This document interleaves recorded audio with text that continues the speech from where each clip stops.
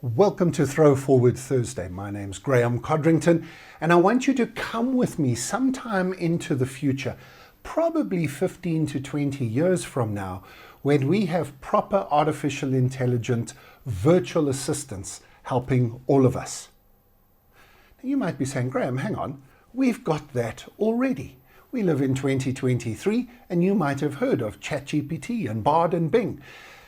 I hope you are using those technologies. They are very, very useful. And if you know how to use them and what to use them for, they can be hugely valuable tools. But they're not artificial intelligence, whatever label we use for them. They're language models. And I think that the best use of them is to help you to articulate yourself better. But beyond that, they have huge limitations, and there are plenty of stories of people misusing them and getting into big trouble for doing that. The point of my story today in the ThrowForward studio is that we've caught a glimpse. We have a vision of what's possible, and that's always a wonderful thing to have. A vision of what a future might look like. Of course, now we have to really deliver on it. And we're going to discover that to deliver proper artificial intelligence, to deliver a system that doesn't just try and predict the next word that sounds smart, but a system that actually is smart, can make real decisions, and doesn't frustrate us in how it engages with us, well, that's going to take longer than we thought. And what you need to do as a business leader is make sure that you do not fall into the trap of using these technologies, replacing people in your business, and then realizing that you have created something that's way worse than you had before. Having said that, there are so many bad customer service systems out there at the moment, because I think that's where this is going to be applied most.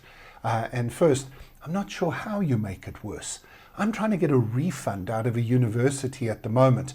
My daughter finished her studies and discovered that she had a credit on her account. She got some scholarships. She was employed by the faculty. And in order to get the refund, we had to prove that I had made the deposit on her account 18 months ago. Okay, so that's easy. We go onto my bank website.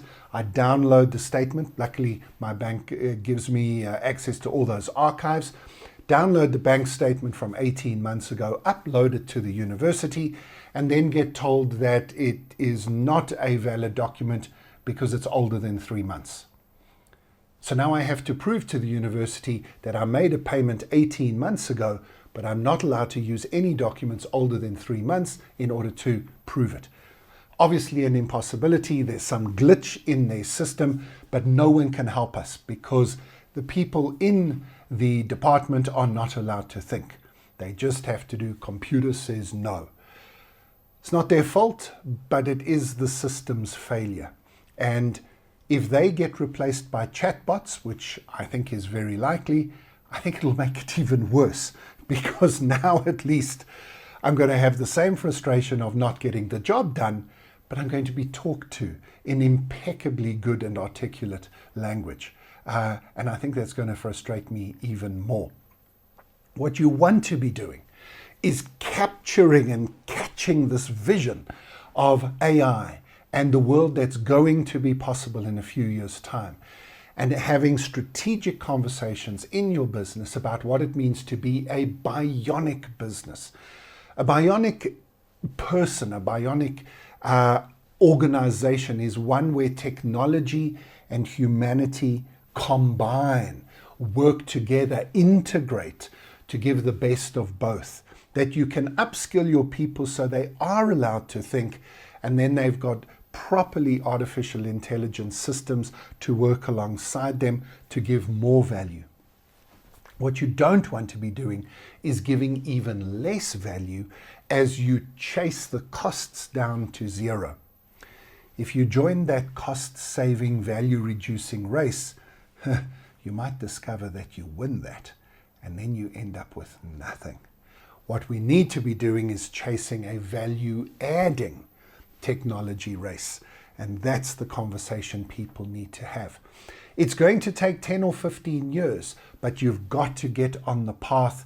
You've got to get into the race now, realizing what is at stake and avoiding the hype, the overhype of what we have at the moment, and the disillusion that's going to happen along the way. If our team at Tomorrow Today can help you to navigate that path and have the right conversations, please make sure that you contact us.